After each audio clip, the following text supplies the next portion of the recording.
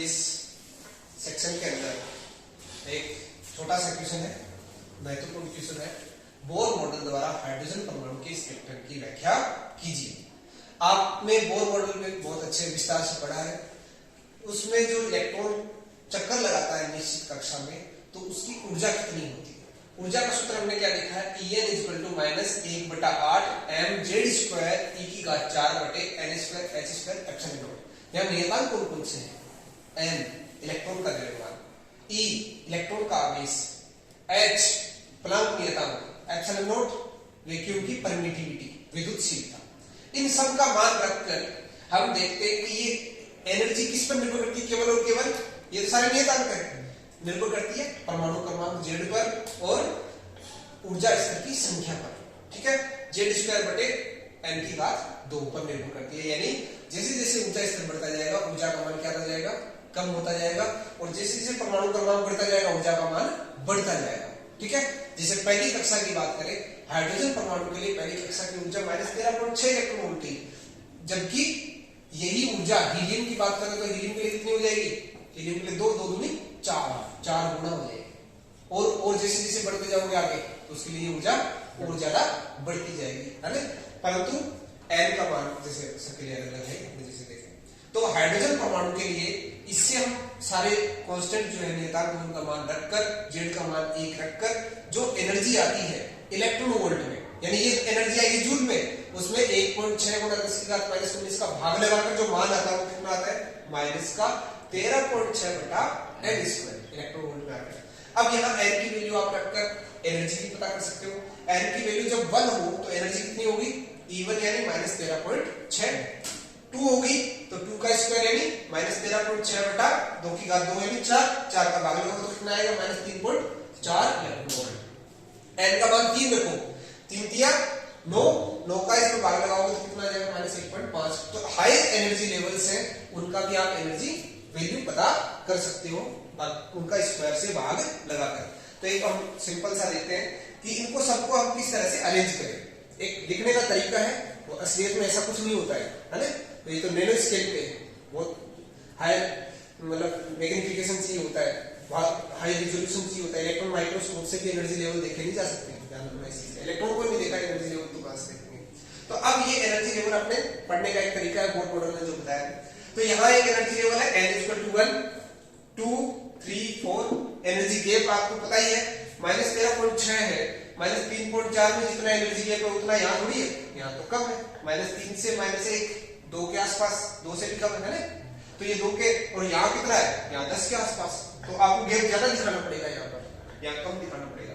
जैसे जैसे अपने ऊर्जा स्तर की तरफ बढ़ते जाएंगे उनके बीच में अंतराल क्या होता है, ऊर्जा अंतराल कम होता जाता है। इसलिए हमने पास दिखाया ये अनंत पर जो ऊर्जा स्तर होता है उसकी ऊर्जा कितनी होती है, 0। इसको दूसरा नाम भी क्या बोला जाता है, निर्वात, है ना। यानी उसके बाहर इलेक्ट्रॉन के पास एकदम मुक्त होता है, फ्री होता है। मुक्त इलेक्ट्रॉन इस जो 0 है ना, इससे ऊपर वाले को मुक्त इलेक्ट्रॉन बोलते हैं। इससे पहले तो सारे बंधे हुए हैं नाभिक से, है ना। सबसे कुछ न कुछ ऊर्जा है, कुछ न कुछ ऊर्जा इसका मतलब वो नाभिक से बंधा हुआ है। जिसके पास नाभिक से सटी हुई कोई ऊर्जा नहीं है, इसका मतलब वो मुक्त है, वो फ्री हो जाता है।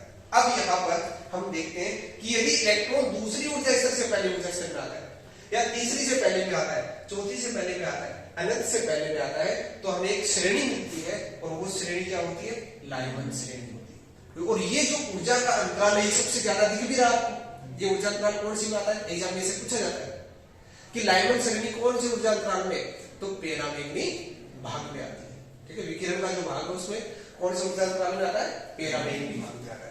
अब इसकी बात करते हैं, जब 3 से 2 में आए, 4 से 2 में आए, 5 से 2 में आए, 6 से 2 में आए, 7 से 2 में आए, अनंत से 2 में आए, तो उसको क्या कहते हैं, बामर श्रेणी। और बामर श्रेणी कौन से भाग में आती है, दृश्य भाग में आती है। ठीक है, ऐसे ही जब 3 में ट्रांजिशन ऊपर वाले ऊर्जा स्तरों का, यानी 4 से 3 में, 5 से 3 में, 6 से 3 में, अनंत से 3 में, तो उसको बोलते हैं पाश्चन श्रेणी।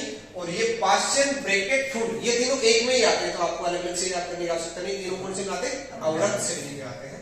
तो अवरक्त भाग इनका होता है, जो विकिरण इनसे निकलती है ना, फोटोन निकलता है, तो वो फोटोन की ऊर्जा कौन सी श्रेणी में आती है, अवरक्त में आती है, अवरक्त भाग होता है।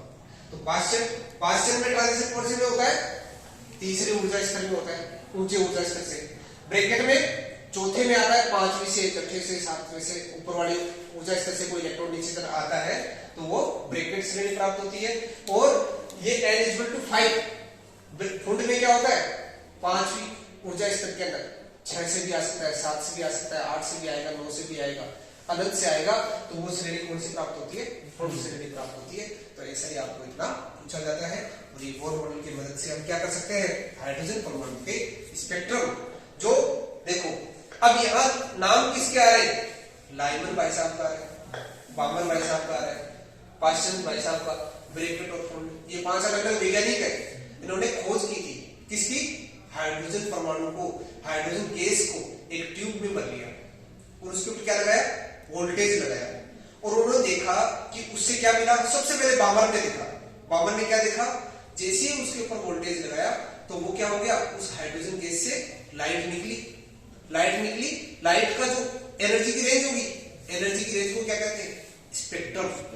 तो उसने जो स्पेक्ट्रम देखा उसकी एनर्जी कितनी थी, दृश्य भाग में दिख रहा है ना, अपने आंखों से दिखा, आपको सीधी सी बात है अपने आंखों से दिखेगा वो दृश्य होगा।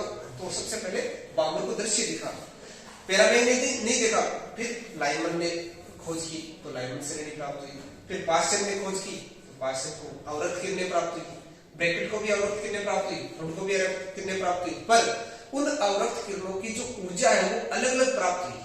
तो वो अलग अलग की व्याख्या करने के लिए बोर मॉडल ने बताया कि उनका ऊर्जा जो है इतना इतना है और वो उनके जो स्पेक्ट्रम में ऊर्जा प्राप्त हुई थी उससे मैच भी कर गया।